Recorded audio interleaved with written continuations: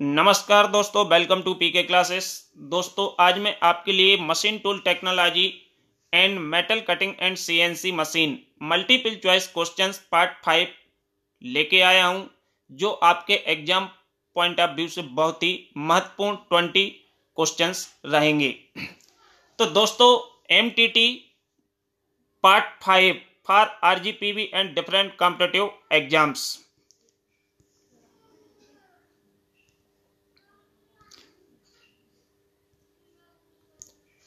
तो दोस्तों, यदि आपने अभी भी मेरा चैनल सब्सक्राइब नहीं किया है तो चैनल को सब्सक्राइब करें, जिससे आने वाला लेटेस्ट वीडियो एंड आरजीपीवी से संबंधित जानकारी आपको समय से मिल सके।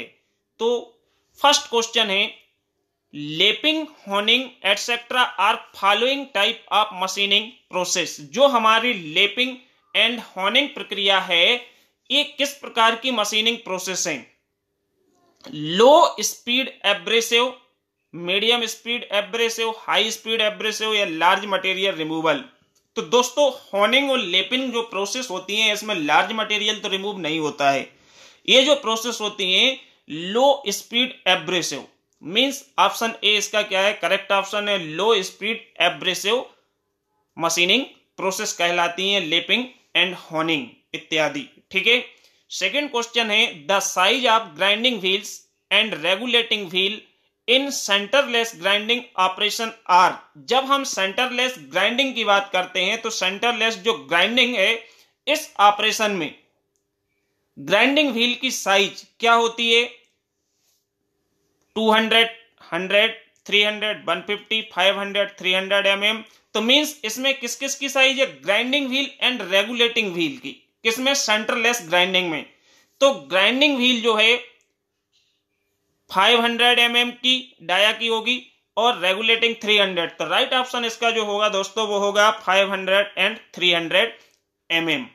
ये किसमें? Size of grinding wheel and regulating wheel किस प्रक्रिया में? सेंटरलेस ग्राइंडिंग ऑपरेशन में या सेंटरलेस ग्राइंडिंग प्रोसेस में।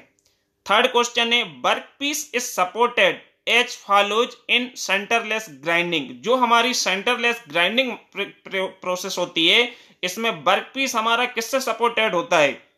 इन सेंटर के बीच में, on magnetic chuck, in collet chuck या ऑन वर्क रेस्ट। तो जैसे दोस्तों हम जानते हैं सेंटरलेस ग्राइंडिंग, तो सेंटरलेस मतलब इसमें सेंटर तो वैसे ही नहीं होता है, सेंटरलेस ही नाम है इसका, मतलब बिना सेंटर के। तो जो सेंटरलेस ग्राइंडिंग प्रोसेस होती है, इसमें जो वर्क पीस माउंट होता है वो किसके ऊपर होता है? वर्क रेस्ट के ऊपर, between grinding wheel and regulating wheel. इन दोनों व्हील के बीच में वर्क रेस्ट होता है, जिसके ऊपर हमारा वर्क पीस है वो होल्ड होता है। तो ऑप्शन डी इसका करेक्ट ऑप्शन है।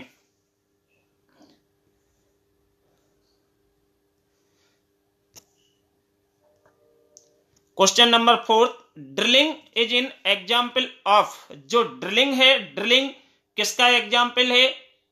Orthogonal cutting. ऑप्शन बी इसका करेक्ट ऑप्शन है, ऑर्थोगोनल कटिंग। जो ड्रिलिंग है, drilling is an example of orthogonal cutting, means B is correct option.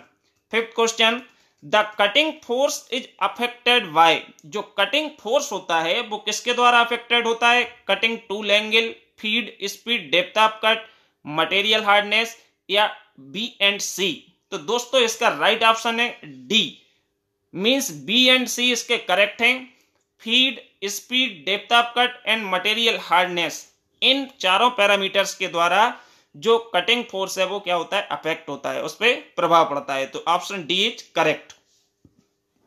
Question number 6, aluminium oxide wheels would be selected for grinding. जो aluminium oxide आप जानते हैं, ये हमारा आर्टिफिशियल एब्रेसिव मटेरियल है। सिलिकॉन कार्बाइड, एल्यूमिनियम ऑक्साइड है, दोनों क्या है? आर्टिफिशियल एब्रेसिव मटेरियल है।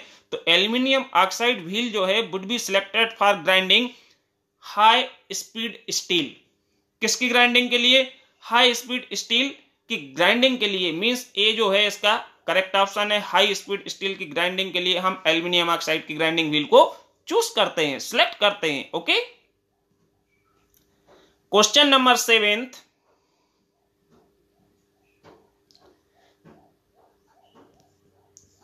क्वेश्चन नंबर 7 है जो, इसमें tool life is set to be over when. हम कोई भी कटिंग टूल की लाइफ को हम कब बोल सकते हैं कि ये ओवर हो गई है, खत्म हो गई है, ज्यादा हो गई है, तो the tool life is said to be over when, मतलब कब, तो a certain amount of wear occur on the flank, means जब हमारे टूल के फ्लैंक पे फेस से कुछ मात्रा में वियर होने लगता है, मटेरियल घिसने लगता है, तो हम क्या बोलते हैं, the tool life is said to be over, means a certain amount of wear occur on the flank. तो ऑप्शन डी इसका करेक्ट है, मींस जब हमारे टूल के फ्लैंक से कुछ मात्रा में मटेरियल घिसने लगेगा, वियर आउट होने लगेगा, तो हमारे टूल की लाइफ क्या है, ओवर हो गई, हम बोलेंगे tool life is over. Okay, question number 8, it is required to index, it is required to index 119 divisions, it can be done by, यदि हमको इंडेक्सिंग में 119 डिविजन्स को डिवाइड करना है, कट करना है, तो it can be done bye हम एक किससे प्राप्त कर सकते हैं, direct indexing, differential, compound, simple. तो दोस्तों डिफरेंशियल इंडेक्सिंग का उपयोग करके हम क्या कर सकते हैं, 119 डिविजन्स को बना सकते हैं। Option B is correct. The arbor of the milling machine is used to hold, जो मिलिंग मशीन होती है, मिलिंग मशीन में जो एयर बार है, इसका उपयोग हम किसको होल्ड करने के लिए करते हैं, कटर। कटर जो हमारा होता है मिलिंग मशीन पे, वो हमारा कहां पे लगाते हैं, एयर बार के ऊपर। तो option A is correct, cutting tool, cutting tool है जो ए हमारा किस पे माउंट होता है, एयर बार के ऊपर, किसमें, मिलिंग मशीन में। Question number 10, tool signature comprises, tool signature comprises कितने, 5 एलिमेंट, 6 एलिमेंट, 7 एलिमेंट। तो टूल सिग्नेचर या टूल नॉमिनी जो क्लेचर होता है, स्पेसिफाइड करता है किसके लिए, सिंगल पॉइंट कटिंग टूल्स के स्पेसिफिक पैरामीटर्स के लिए, जिसमें कितने एलिमेंट होते हैं, 7 एलिमेंट होते हैं। तो ऑप्शन सी इसका करेक्ट है, 7 एलिमेंट्स। जो टूल हमारा सिग्नेचर है या टूल नॉमिनक्लेचर है, इसमें कितने हमारे 7 एलिमेंट होते हैं। तो ऑप्शन सी इसका क्या है, correct, 7 element. Question number 11, the angle between the face of the tool, a single point cutting tool पे, the angle between the face of the tool and the plane parallel to the base of cutting tool is called, हम उसको किस नाम से जानते हैं, क्या कहलाता है वो, कि face of the tool and the plane parallel to the base of the cutting tool is called rake angle, वो हम किस नाम से जानते हैं, option C is correct, rake angle, वो हमारा क्या कहलाता है, रैक एंगल कहलाता है। Question number 12, the angle between the tool face, अब हमारा किसके, टूल के face and the ground and surface of flank, flank की जो ग्राउंड एंड सरफेस होता है, उसको हम किस नाम से जानते हैं, लिप एंगल, क्या कहलाता है दोस्तों, lip angle, B is correct, lip angle.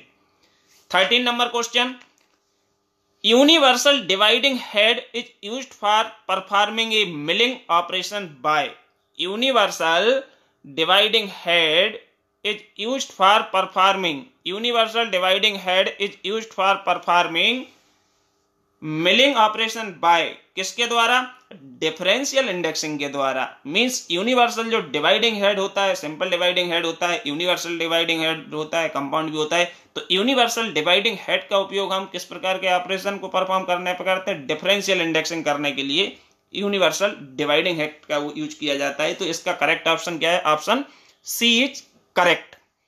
Question number 14, the rake angle of single point cutting tool is equivalent to, जो हमारा सिंगल पॉइंट कटिंग टूल है, तो इसका जो रैक एंगल होता है किसके बराबर होता है, किसके इक्विवेलेंट होता है, helix angle of twist drill, means option A इसका करेक्ट है, helix angle of twist drill के इक्विवेलेंट होता है सिंगल पॉइंट कटिंग टूल का रैक एंगल।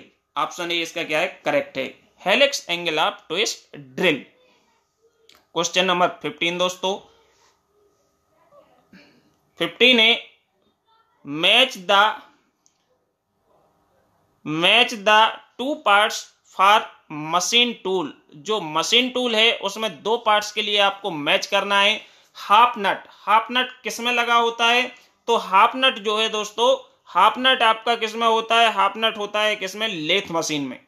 हाफ नट कहां पे होता है, लेथ मशीन में, जो हमारी कैरिज होती है और जो हमारा लीड स्क्रू होता है, इन दोनों को एंगेज करता है हाफ नट। जब भी हम थ्रेड कट करते हैं तो एंगेज करता है, तो कैरिज लेथ मशीन के वेट पे आपकी क्या होती है, मूव होती है। Arbor is related to, किससे संबंधित है, मिलिंग मशीन। एयर बार कहां पे होता है, मिलिंग मशीन पे होता है, और एयर बार के ऊपर ही हम कटिंग टूल्स को मींस मल्टी पॉइंट कटर को माउंट करते हैं। तो एयर बार किससे, मिलिंग मशीन से। 3 का E, CNC is computer numerical control machine. Reaming किससे संबंधित है दोस्तों, रीमिंग किससे संबंधित है, फिनिश ए ड्रिल्ड होल। जो होल हम बना चुके होते हैं उसकी फिनिशिंग करने के लिए हम क्या करते हैं, रीमिंग ऑपरेशन परफॉर्म करते हैं। और ड्रिलिंग ऑपरेशन जो होता है उसमें हम ड्रिल्ड होल की साइज को इनलार्ज करते हैं, बढ़ाते हैं। वो किसके लिए, ड्रिलिंग, समझ रहे हैं ना, बोरिंग में हम क्या करते हैं, जो होल है उसको इनलार्ज करते हैं। और grit is related to grinding. Grit structure जो है ये हमारे किससे संबंधित होते हैं, ग्राइंडिंग से संबंधित होते हैं। ओके दोस्तों, नेक्स्ट क्वेश्चन इसी बात पे, a twist drill specified by its. Twist drill, जो ट्विस्ट ड्रिल होती है, ड्रिल हमारी बिट मींस टूल है, उसको हम स्पेसिफाई किससे करते हैं, सेंक, डायमीटर एंड मटेरियल। इन तीनों पैरामीटर्स के द्वारा ट्विस्ट ड्रिल है जो स्पेसिफाई की जाती है। तो ऑप्शन डी इसका क्या है, करेक्ट ऑप्शन है। Question number 17,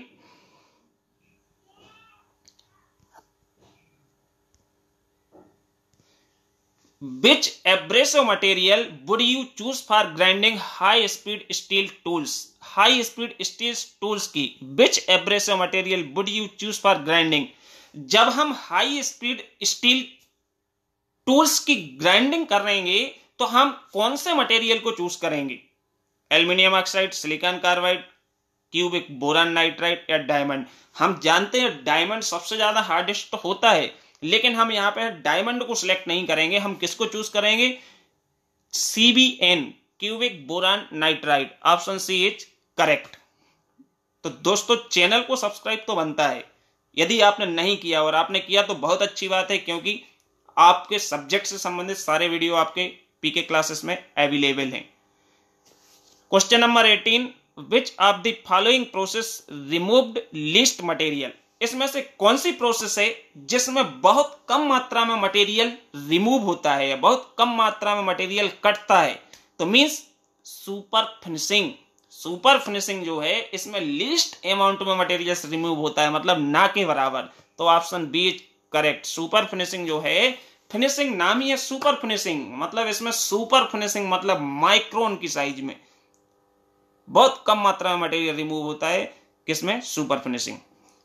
in centreless, 19 question, in centreless grinding operation the regulating wheel rotates it. जो सेंटरलेस ग्राइंडिंग ऑपरेशन है इसमें रेगुलेटिंग व्हील कितने रोटेट करती है, 25 to 60 मीटर पर मिनट, मींस 60 मीटर पर मिनट इतने रोटेट करती है, चक्कर करती है, 25 से 60 एक मिनट में metre per minute. Option A है जो इसका करेक्ट ऑप्शन है। तो दोस्तों लास्ट क्वेश्चन आज के वीडियो का, the equation VT power n equal C value of n depend on, means ये जो हमारी इक्वेशन है टूल लाइफ इक्वेशन है, जो कि मेटल कटिंग थ्योरी में आती है टूल लाइफ इक्वेशन में। तो इसमें n डिपेंड ऑन, जो वैल्यू n की है वो किस पे निर्भर करती है, किस पे डिपेंड करती है, मटेरियल ऑफ टूल। किस पर डिपेंड करती है दोस्तों, मटेरियल ऑफ टूल के हम किस तरह के मटेरियल्स की कटिंग कर रहे हैं या किस तरह के मटेरियल पे हम वर्क कर रहे हैं टूल से। तो ये option C is correct, material of tool. Okay दोस्तों, इसके बाद कुछ एडिशनल क्वेश्चन आपको रिमाइंड कर दें। लेथ मशीन का बेड कास्ट आयरन का बना होता है, लेथ मशीन का बेड कास्ट आयरन का बना होता है। टेपर टर्निंग हम by swivelling compound rest method से करते हैं, लेथ मशीन पे by swivelling compound rest method using taper turning attachment, tailstock setover method, ये हम टेपर टर्निंग करते हैं। ठीक है दोस्तों। ग्रेड स्ट्रक्चर, तो इसमें कोर्स ग्रेन की ग्राइंडिंग व्हील का उपयोग हम करते हैं, किसके लिए, फास्ट ज्यादा मटेरियल रिमूव करना है और सॉफ्ट डक्टाइल मटेरियल्स के लिए। और फाइन ग्रेन की ग्राइंडिंग व्हील्स, जहां पर फिनिशिंग मस्ट होती है वहां पे हम उपयोग करते हैं। बहुत सारे क्वेश्चन हैं जो कि इसके पहले वाले वीडियो में आपको अपलोड कर चुका हूं, तो आप बहुत अच्छे से प्रिपेयर करें एंड कल के एग्जाम के लिए best of luck. Thank you.